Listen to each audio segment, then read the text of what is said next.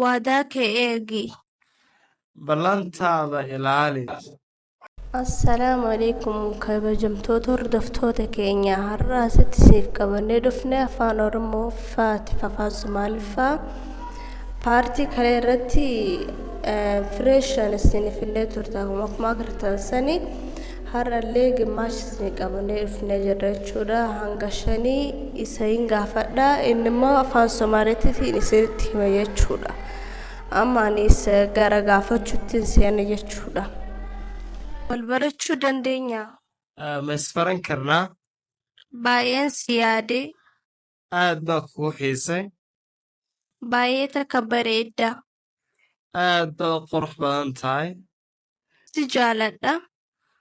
Waan ku jecelahay. Waadaaka eegi. Ballantaada ilaali. Si jaaladha.